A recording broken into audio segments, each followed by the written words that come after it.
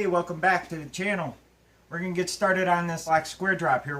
Today we're going to take the fender off. We're going to take this window out and the door out. And we're going to add the diamond plate to the bottom of it.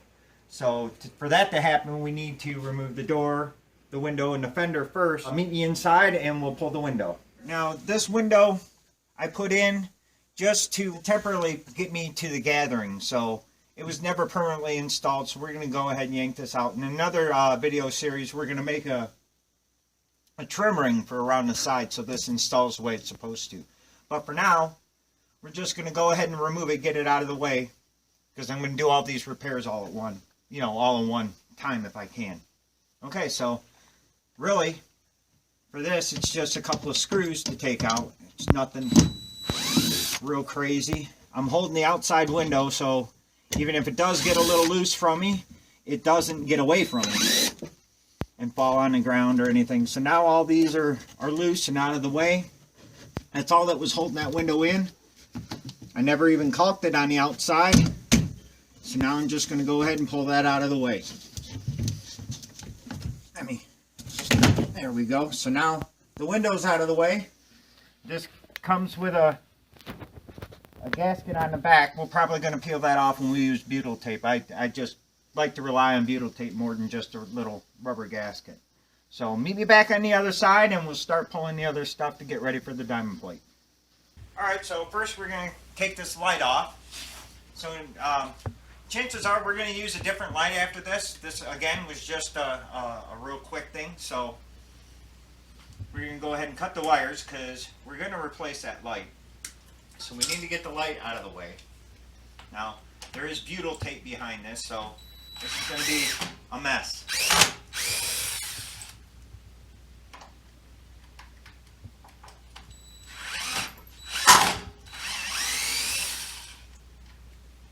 That's how strong that butyl tape is, and with the ProFlex, kind of holds it on there by itself. So we're going to go ahead and pull that off, get this out of the way.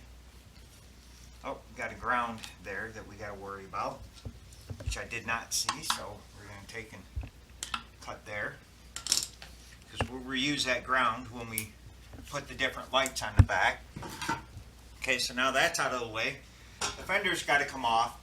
Now, for me to avoid taking off the tire, I'm just going to use a long screwdriver to do it. So it might take me a minute to get them going, because I just don't have... This is not my garage. I don't have my normal tools, so I kind of got to work with what I have. I have a long extension for my drill at home that would allow me to get in here. Unfortunately, he doesn't have one, so we're going to use what we got. That's one pretty much out. And then after that, we're going to take this bottom trim off and the door.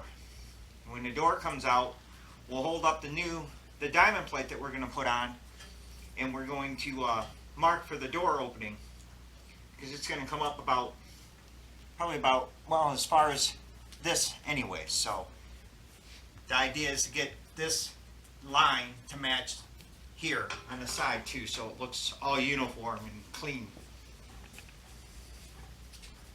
So I used some really long screws on here because I knew I had lots of meat behind there. If you'll notice, there is butyl tape on the screws and the threads. That's what happens when you run a screw through the butyl tape. It seals the threads for you.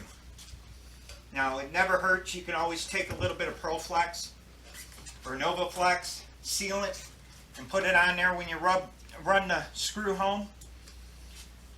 It's just an extra layer of protection in my opinion. Now, when I put these back in, I'm still going to use the two screws at the bottom because it's got plenty to bite into. But this top screw here, I'm going to install a T-nut from the inside out. And what that's going to do is it's going to keep that fender from wiggling loose and pulling out of the wood later. It's a bolt, not a wood screw.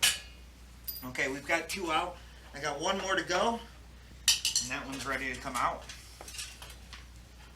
And off comes the fender. So now we've got the fender out of the way. We've got the light out of the way. The window really didn't need to be removed for this part. but we know that we're going to make a trim ring for it. So I just figured might as well do it all now. So now I can take the drill and I can start to pull the trim. So I'm just going to pull all these out. Now this belt trim here, when I install the new diamond plate, this belt trim will now live on the top of the diamond plate, so you're not wasting it at all. This is a belt trim that I like to use. I'm still going to have to take this tire off, because there's 2 screws behind the tire for the belt trim. But I'll do that off camera. Everybody knows how to do that. So in the meantime, I'm just going to go ahead and work the rest of these out.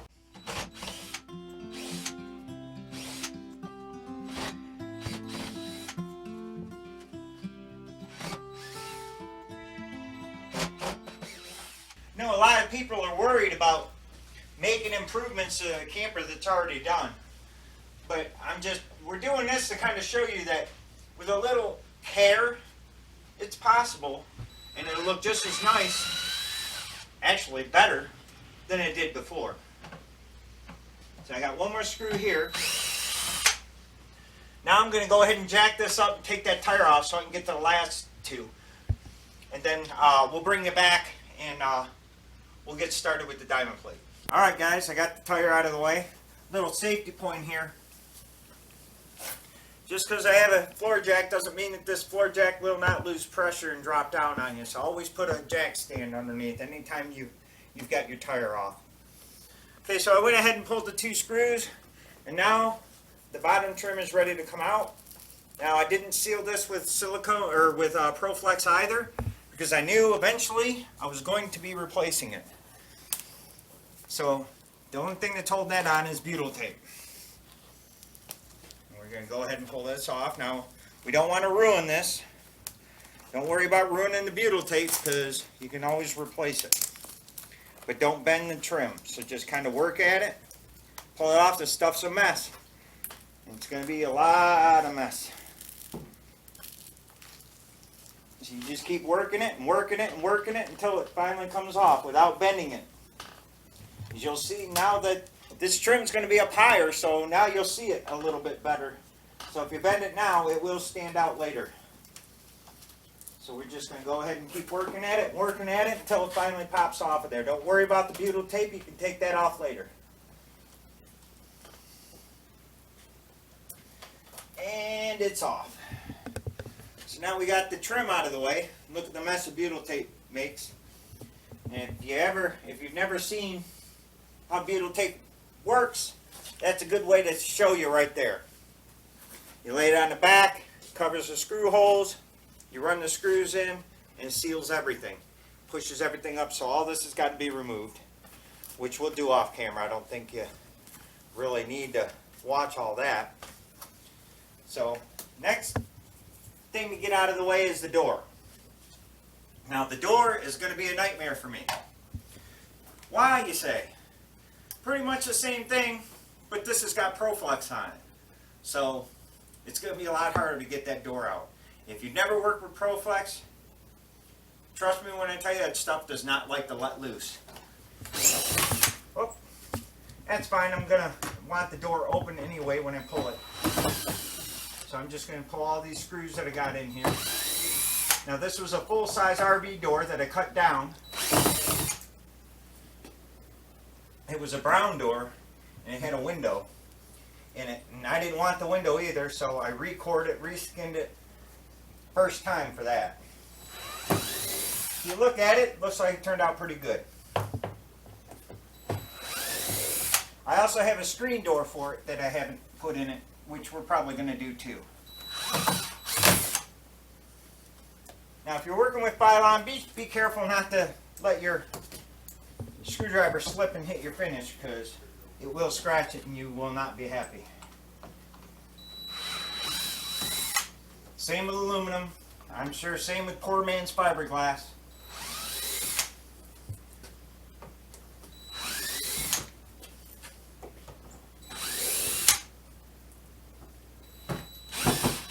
This door was out of a salvage unit It was a recall door that the factory didn't want back, so it was kind of twisted a little bit. So I got it to work and seal though. Guess my point is, be resourceful.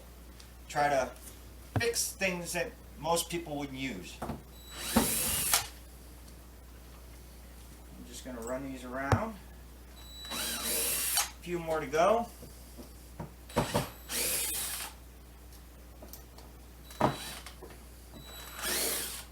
It may surprise me and come out relatively easy, but I'm not expecting that. I'm expecting the exact opposite. Just making sure I have all the screws out. Now what I'm going to do is I'm going to go ahead and open this door. And I'm going to try carefully to pull to get it to let loose. Ah, there it goes.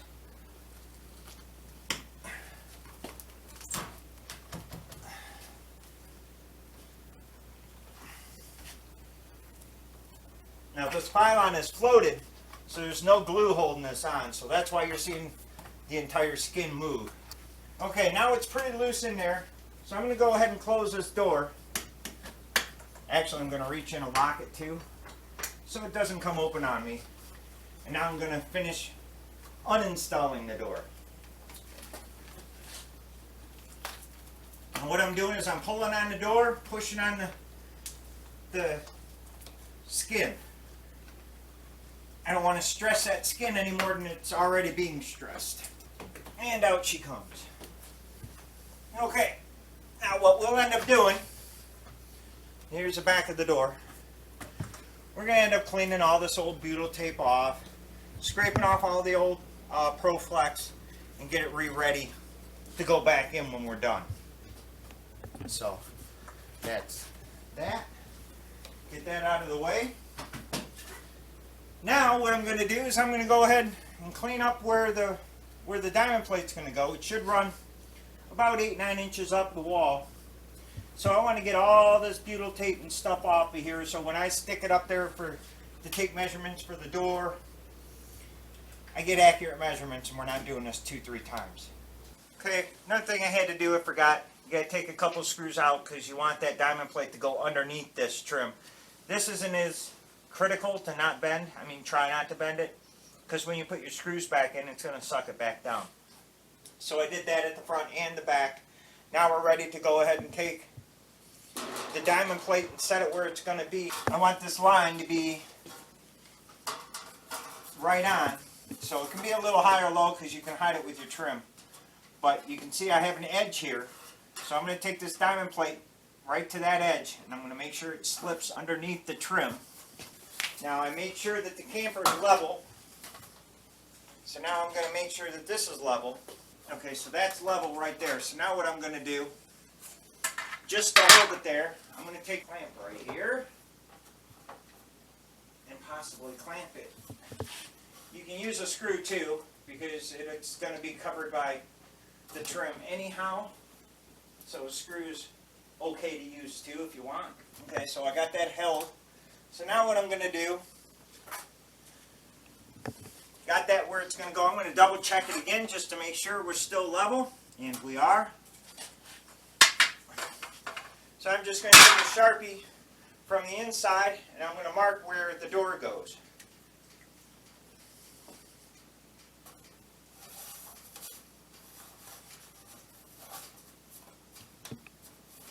Much easier to do without the mattress in your way. But this mattress is a heated mattress, and it's very difficult to get out of this camper. That should be marked, so now I'm going to release the clamp. I'll go ahead and pull it out of the back. If we did everything right, in which I can see it, you can barely see it, we got a mark here. So now I'm just going to take it over to the other side of the garage where there's more room, and I'm going to cut out what we need to cut out. Okay, so I darkened up the line so you guys can see it, and so I can see it better. But that's all we're cutting out of this diamond plate. So I just take a big pair of tin snips. I also cut my pylon off the roll with the same set of tin snips. And you just go ahead and cut it. Now Now you can cut it a little wide. Okay, you got a line here. Don't cut it on this side of the line because this is what we're wanting to remove. You want to cut it on this side of the line. You can give yourself a little more if you need to because your door flange that goes all the way around your door is going to cover that. So I always give myself a little more so I don't have to take it back down. Now, you should be careful when you're cutting any kind of steel or tin. You should be wearing gloves, in which I will put on when I make the cross cut.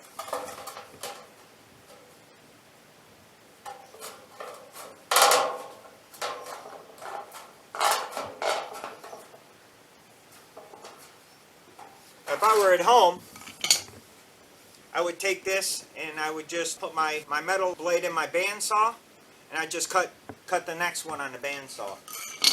It's a lot easier. It's loud, but it's easier. Okay, let's get this last one cut. So, you know, even with most tin snips, you can't get in the corner, so you just kind of start where you can. Get as close to that line as possible. Now, once this is out of the way, you can come the other way and get this corner. Again, taking just a little bit more than what I need.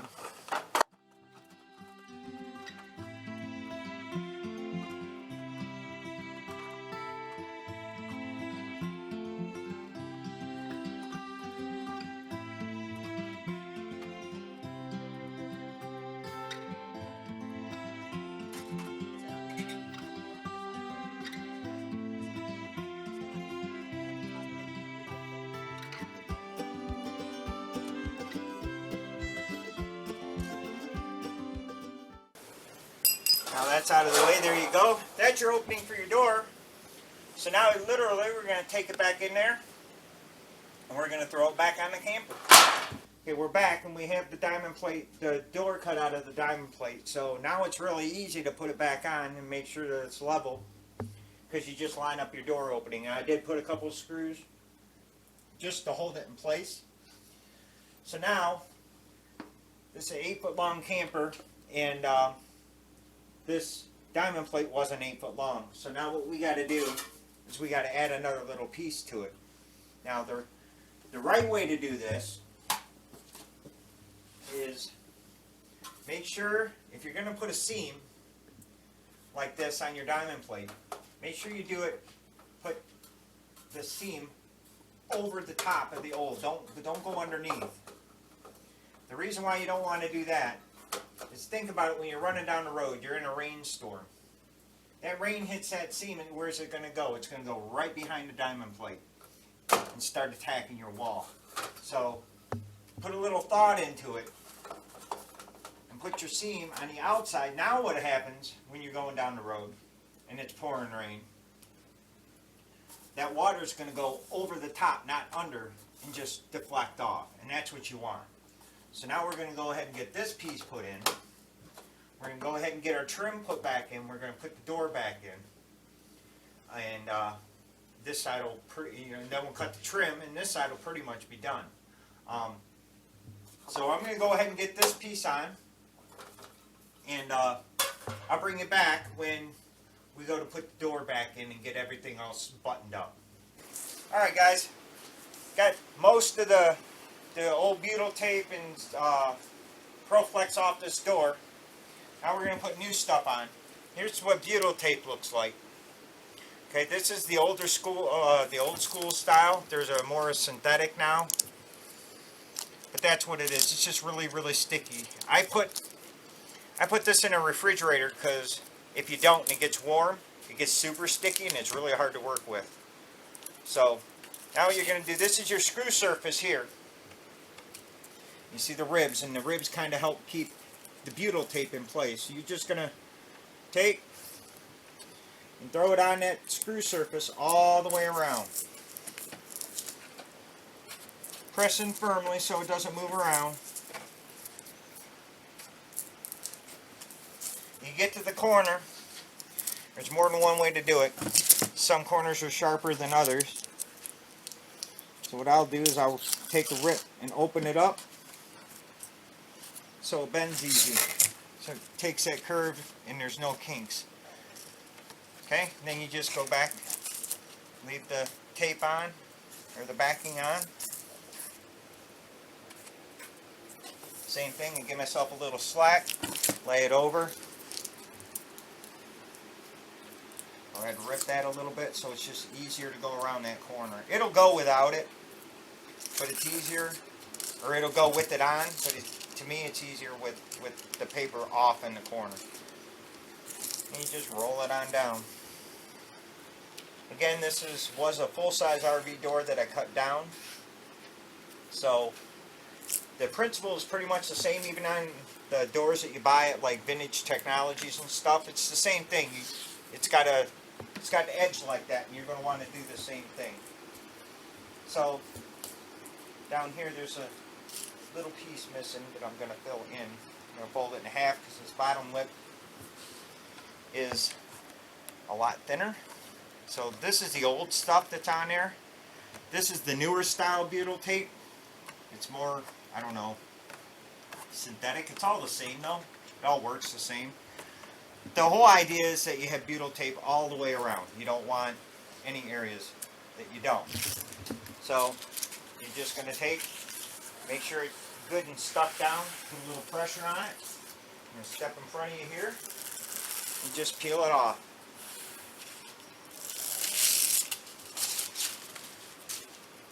Keeping in the corner. Just making it firm. What I'm doing is just pushing it down so when I pull this backing off that it doesn't come off, that the butyl tape doesn't come with it. Again, this is out of the refrigerator, so it's kind of cold. If it were warm, you wouldn't have to worry about it. You'd probably have problems getting the backing off.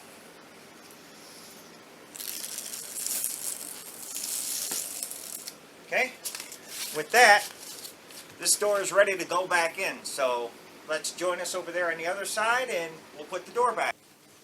Alright, here we go. Now you can see here, if your diamond plate's got protective plastic on it, make sure you pull it out of the way before you mount your door. Or mount anything, before you mount screws, before you mount doors, anything. So that's the way I do it. I'll set it on the bottom.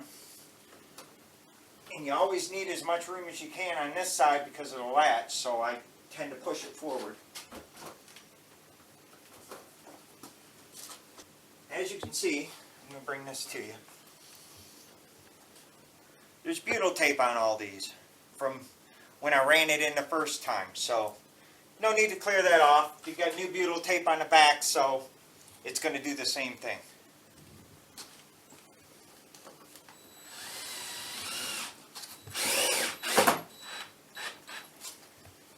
I do the four corners first.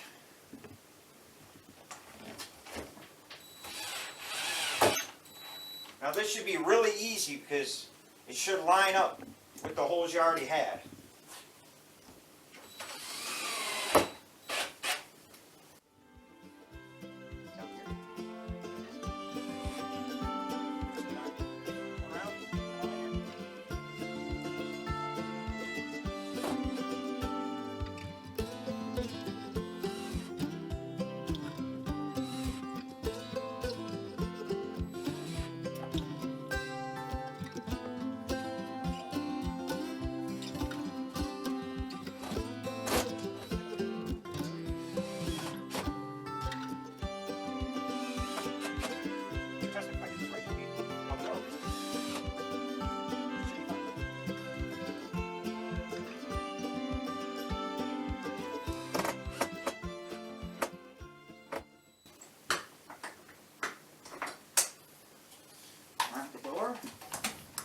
Opens right up.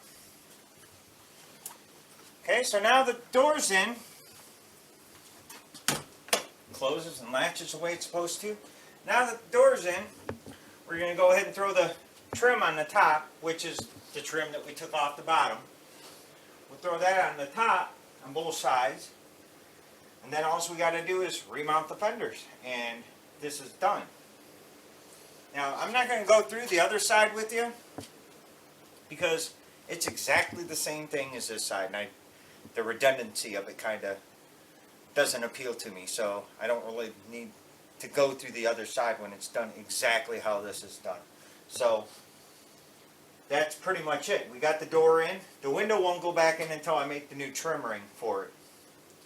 And so now we can start cutting trim for the top.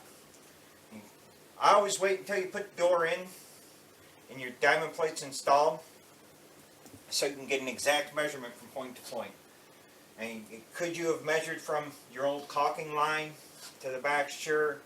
But I try to keep the gaps as small, as minimal as possible, so there's less chance of water ever getting behind it. So it's literally throw the trim back on, and then we got to refit the fender. Now I already know that the fender is going to come up higher than the diamond plate because this is the old mounting hole, which is fine. It's not a big deal. It needed to be gapped out anyways. I had a bunch of washers in here to create a gap in between, so it needed to be gapped out anyways. So it's not, we're going to throw the trim on, and we're going to put the fender up, and we're just going to drill through the wall, and then I'll put the T-nut in from the other side, and we'll use bolts instead of screws this time through it. So I'm going to go ahead and cut this up, and I'll bring you back when I'm ready to install. Alright guys, so that's pretty much it. The door's back in. The window's not back in yet because we still got to make that trim ring. The diamond plate is on. The fenders are back on. The wheel's back on. As you can see, it looks really nice. Now I'll add a little piece down here to seam that up real nice, but I'm just going to take some ProFlex here along the top of this, and it'll be good to go. So the door's in, diamond plate's in, and I think it added a lot of character to it. It needed to have it from the beginning. I just didn't have time to do it. So again, thank you for tuning in. Don't forget to give us a like, a share, ring the bell, thumbs down if that's what you choose to do. Constructive criticism is always welcome here. So until next week, see you later.